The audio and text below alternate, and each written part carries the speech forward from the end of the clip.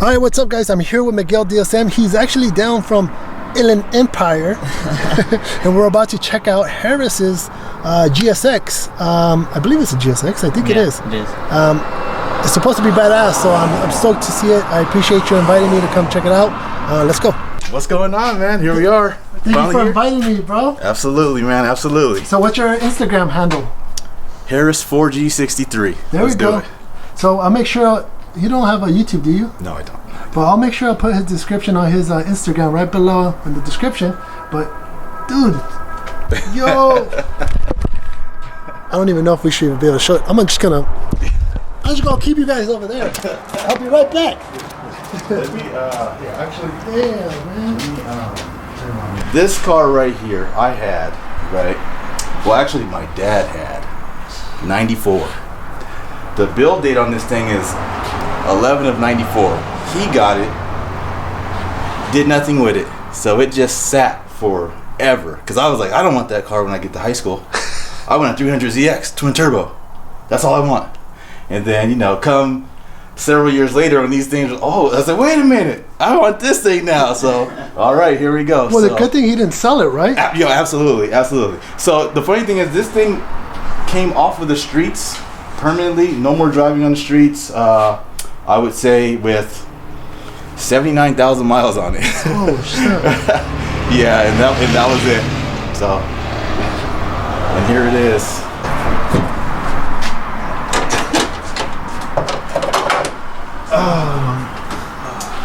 All right. So just for all the DSM purists, keep in mind, you know, I've had this thing for 18-something years, you know. So it's not and you know what? Overnight, you know. No, and so obviously that actually tells you for the young kids, it takes time and patience because I mean, like he said, this was his dad's car.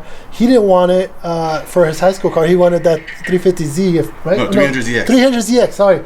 Twin turbo. Twin turbo. That's the Fair Lady Z. That's what I wanted, right? Because those are the cars. Yeah. But what I was getting to is that it takes time and patience to get to this. I mean, unless you have the bucks and you have the time, it can happen overnight. But for the most part, patience is key to anything you're doing in life. So that's one of the things I try to tell you guys. So for a fact, it's going to take time, it's going to take money, and just be patient. To SEMA, because I was in the industry at that time. I went to SEMA in 02 and 03. Yeah. There was a company called Bomex.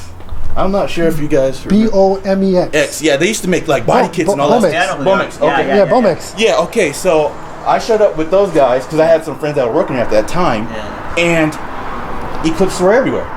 That was it, right? Because this is coming right off of 01 Fast and Furious. Yeah. So if it's like if you had a GSX GST in 01, 02, 03, 04, you were it. You were it. I knew guys selling Mustangs just to get Eclipses, right? But what happened was this: once that wave went out, they announced, Evo. What was it, Evo 8? Evo 8 when it comes to the States. Yeah. Coming to the States. Yeah. Okay, so there was a shift right there. Yeah. It's like, all right, cool. Now we can get this new evolution because everybody saw that Evo as JDM. Yeah. Right? There's JDM. So then the market shifted away from this U.S. domestic GSX to that Evo, which was the next biggest, hottest thing. And remember, at that time, there was a big shift in support of manufacturers. We had Dodge. They came out with the SRT. The SRT4. Yeah. So it was like, wow, front wheel drive. And then Chevy came out with their Cobalt, supercharged front wheel drive. Yeah. So you had this industry support for import or for sport front wheel drives. Sport compacts. Sport compacts, exactly, right? I mean, heck, NHRA even had their own series, right? Nope, remember? Yep, Nope Nationals. Yeah, so it was really huge in the event for the industry at that time, right? But for Mitsubishi, they were slowly on the decline because they announced, obviously, everyone was upset when we went from 99 to 2000 body style. Like, wait, what is this? We went with a V6, and no turbo, front wheel drive only. Okay, so that was already a knock on Mitsubishi. And then the Evolution came out, and that really sealed the deal. Because it was like, for all those people who didn't get the GSX and stuff at the time, it was like, oh, they're getting Evos. And then the ones who had GSXs, they were like, oh, I'm selling it to get an Evo. Yeah. So I was like, okay, cool, you know what I mean? But my stance has always been, well, I'm not buying a 4-door Eclipse. Regardless of, I mean, the the base of the motor is still 4G63. Yeah. Now you can say, oh, they're easy to tune and all. It's just because the aftermarket support's there. Heck, we had road race forever doing with these things, and they've gone just as fast as everybody else. You know, it's just a different time frame. They have faster numbers than the Evos, right? Yeah, exactly. Yeah. So, and it's the same motor for the most part, right? So it's like, don't get me wrong, I like the modern touch and feel to the new cars, but if it's just a hobby, it's like, this thing's insane.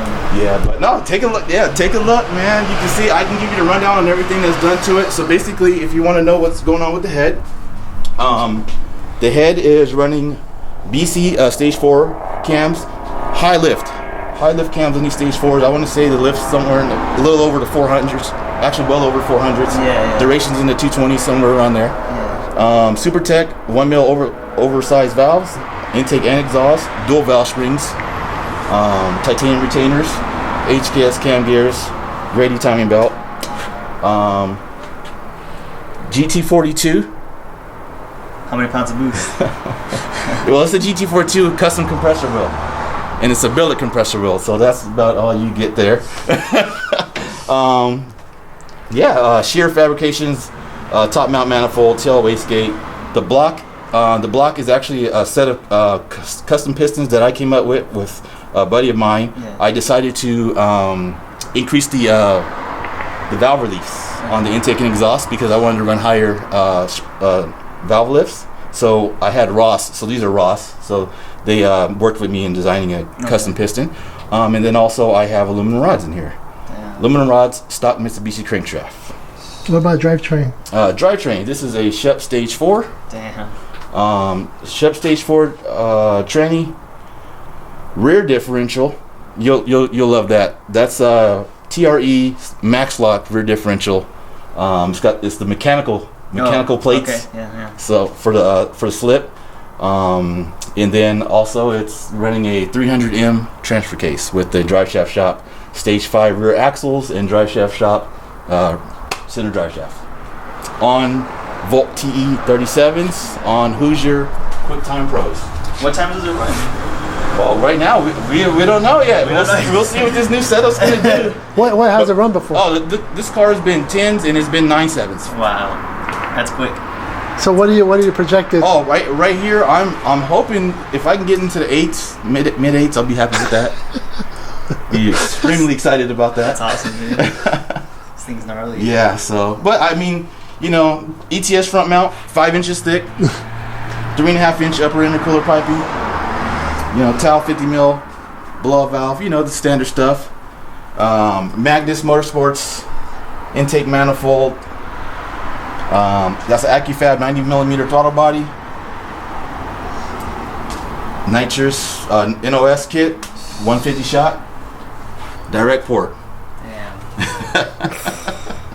So it should, All right. So without all that said, let's take you on a trip, and I'm gonna go ahead and throw you guys in and show you what he was just talking about.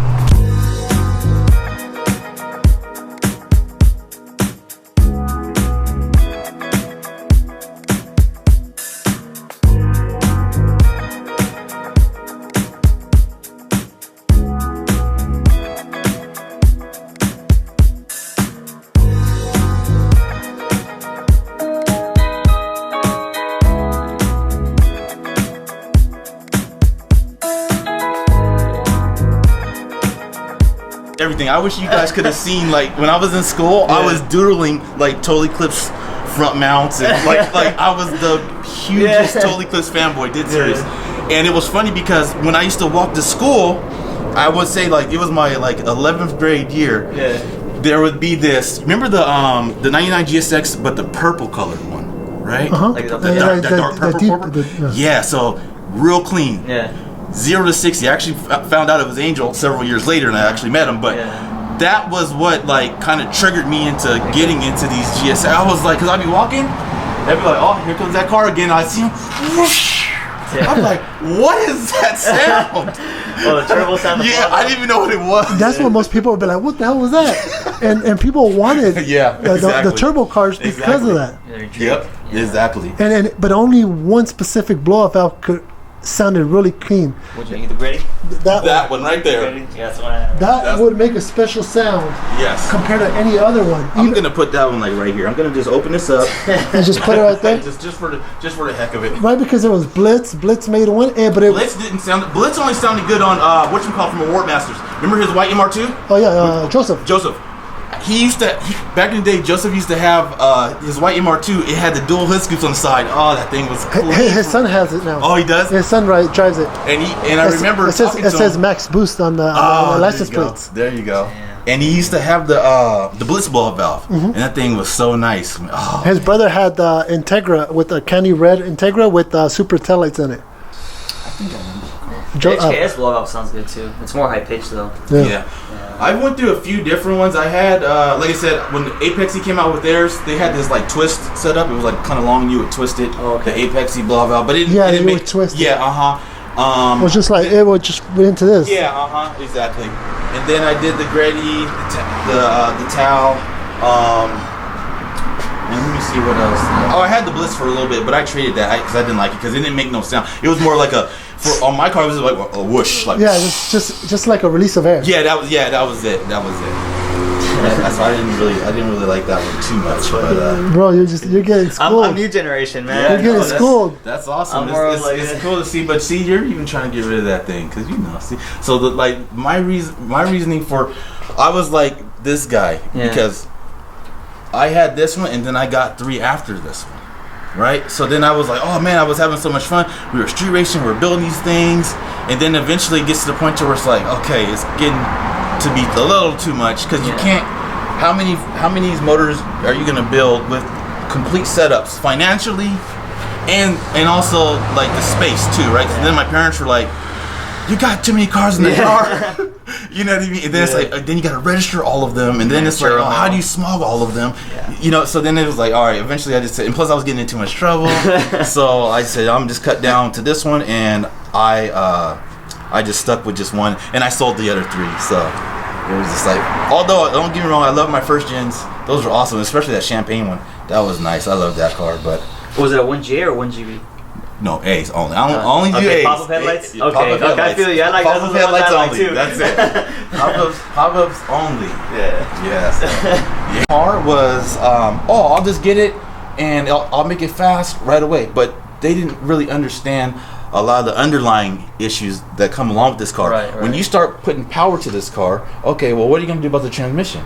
Okay, well, there's $3,000 right there. Upgrade. What are you gonna do about the transfer case? Well, there's another, 1,000 people. See, so a lot of people thought like this was just plug and play, like Hondas, for example. Hondas, don't get me wrong, they have costs associated with it, but they don't have the drivetrain issues that we have, right? We are dealing with 2 sets of axles, transfer cases, and drive shafts. They're front wheel drive. They can swap an axle out side of the track, side of the road easily. These things are way more complicated in terms of mechanical operations, right? Yeah, and that's why they have the bad reputation with like the new kids. Like they're getting them and they think you're gonna make them fast. And they don't do any of the maintenance and they're screwed and then they resell them. So it's a cycle. That's why you can right now you can get one of these probably $2,000, and the problem is it'll be all modded incorrectly. Yeah, and it's it like won't leaking worth oil. nothing. Leaking oil. You can Moose see leaks everywhere. All you'll see is a little engine intake tube right there. And then the blow valve into the atmosphere. And they're two-stepping. Well, we didn't know what two-step back. That's just hitting your rev limiter back then. That's right. That's right. But but see, the problem is that's what really like put it into the GSX. Because I mean, you guys know, other than being centralized with Mitsubishis and GSXs particularly, if you go out somewhere else, you're not really gonna. So it's gonna be Evo. It's gonna be those Toyotas, the BRZs, the M3s now. If you're up there like that, but for the most part, these cars are kind of like done. But I like them because track car. I think this is probably, it's not as high tech as some of the new cars. You don't have all the creature comforts, but it's a car that you can just hop in and interact and you feel part of the car. You know what I mean? It's really good looking for its. It's timeless, dude. In my opinion. I like. What management are you using? This is running. I'm running on this AEM and MSD. I just picked. Did you see the video I did with DSM parts I found? So Oh yeah, your buddy. Oh yeah, that was my car club. You're freaking out. No. Yeah. This guy, to me, celebrity status, right? Like, and here's the thing. Yeah. I don't even like real life celebrities and stuff, like athletes. I don't care about none of that stuff because it don't hit me like. It don't hit you. It's not personal. Yeah. Dude, I wanted like some. I got some like old stuff like that freaking wide body. When he posted that picture, you seen it? That chameleon wide body. Okay, yeah. He knew what it was though. Yeah. He knew what. I was. Let me tell you about that wide body. I was there when they were working on it. You're telling me. And let me. So guess where this came from? That car. This came from the Starion. That came off. That came off the freaking fenders. That they took the Starion off. What car did they cut? They cut a Starion. I know. Whose was it? It was Irwin's. Irwin was who? Irwin. Irwin. Is it Lagasse? I can't remember the guy's last name. Yeah, and he was like, "Oh, here, bro, you want it?" I was like, "Heck yeah!" So I remember they cut. Now, you're telling me this? I remember they cut it off, but I don't remember whose car it was. I remember Cole. My friend's name's Cole. He says, "I'm gonna cut these we're gonna cut these fenders off, and we're gonna mold it to my Eclipse, and I'm gonna be the first person with an all metal." That was the thing. It was all metal. That was like that was. So you put Starion fenders. Yeah. And but see. The thing is like I don't want to offend anybody because I know I came in with DSMs at a different time where the styles were different, right? So when I see like Mitsubishi's now doing this thing where the wheels are way out and there's hyper cambered, or I don't know if they're calling it stance or whatever, but then they just put the lip on it that looks like a Jeep Wrangler. You know when you're doing Jeep Wranglers? They were putting those like I think they call them bushwhacker fender wheels.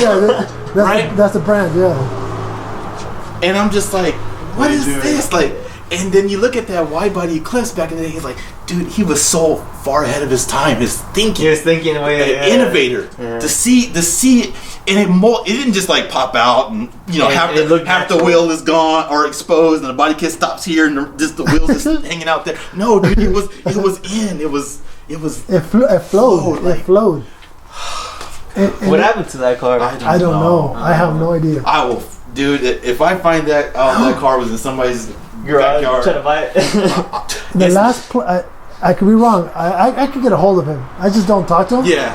The last place that I've heard that the car was at, it was in IB at a body shop, sitting there. This could be like 10 years, even 10 years now, and that was still after its time. Oh my God! Import nights, and they actually held a car show. They had like the thing is like this car I took it to Jason at Solar Eclipse back in the day. See, now we're getting back to and I didn't have money for iBox. Right. So Jason, he cut my springs already. Oh shoot. Yeah, that was the thing. That was the thing. They would cut springs too, right? And then we would leave the front tire like an ugly tire, and then the back tire would be like your nice wheels. Yeah. That was for like anyways. and then we would have one windshield wiper. So is it Formula One or GT racing? Yeah. So what we would do is we would take one wiper off, and then we would leave one and just put it like half, like almost like right in the middle. Right in the middle. So because the race cars would only have one wiper, so we would rock one wiper. Yeah. So, what? Yeah, I forgot about that. Right. I did that. Yeah, exactly. So that's like that was like the thing back then, like team battles. Oh, that's dope. Can you imagine like bringing like 10 or 12 cars from one team and another 10 or 12 cars, and the funny thing is they'd be battling over who's somebody's name. Like, okay, we want to be called Team XYZ versus no, we want that name. Sounds like Initial D, dude. Yeah. Bro, it was like that. It was like it would be like, yo, we're calling out Total Eclipse, or we're calling out Dragon or whoever it was. Oh, and, I remember a lot of guys from Dragon. And it'd be like, yo, meet us at tonight. Kearneyville Road. Meets at Kearneyville Road or L Street or wherever. Exactly. Wherever. And it was just like, yo, you would battle. It would be like, who's your fastest car? X amount. Or we're gonna race you against this car. and stuff like that. Damn, that's And insane. then sometimes like some of these other cats, they're like, because I went to Bonita, they're like, oh, you guys were the rich kids with the new cars, because I had the GSX. I mean, that was a $9,000 car, almost 30 grand. and these guys, they're boys now, but these guys were like jumping over fences into the junkyards and grabbing turbos and throwing them back over the other side to turbo those trucks, cars, whatever they had to do. Damn. And so they were doing budget builds, but they were fucking fast. And that's how we used to do it back then. Everybody was stealing turbos off the Volvo. This was like 2000 what? 2002, 2003? No, earlier. Earlier? Yeah, late 90s. Late 90s. Yeah, between 98 and 2001 was like before Fast and Furious for sure. Before it blew up. So Yeah. So we were part of that because of us. We were actually living that. And Dennis Kako from Max Boost, he always talks about that. We were living that Fast and Furious life, and that's why they created that movie. Why? Because they saw that there was the underground racing scene that people needed to know, Right. and and all these Paul Walker, Vin Diesel, and all these people were taken to these street races so they could see it in firsthand, so they could know what they were actually creating as far as the movie. Right. Dude, you guys are getting schooled here, man. This is a good one. Look at Miguel's face. He don't even know what's going on. You know what? That's cool. That's cool that he came and he was able to experience this. And again, thanks to Wayne for having us here and showing us his beautiful ride. He says it's nothing, but you can't say it's nothing when your turbo looks like that. And when you have It's a sense of my head. you got the pipe almost like a diesel pusher sticking out the front of the hood. Dude, it's Right? bigger than my fist. Yeah, well, maybe you shouldn't be doing that, but it looks kind of funny. But the size of a softball hole. But yeah, man, I appreciate it. Again, thanks for tuning in, guys. This was probably one of my best videos here. Why? Because it was just talking about really old school stuff, and it's teaching you guys what it was, and not only that, but also the time it takes to build these and the right way to build these. The conversation we had about budget builds versus what it is now. Well, not budget build, but poor man's car now, but back then it wasn't. And it was like you said. He said it was equivalent to a Supra. So that's very, very important on this video. And man, it's very blessed. Thanks for tuning in. If you love this type of content, I will do my best to reach out to more people like Wayne, and we could do some more of these videos because it's important for you guys to know, and also you document this, so you never know, there might be a second movie, and I know somebody that's actually willing to do another movie. So stay tuned. Appreciate you guys.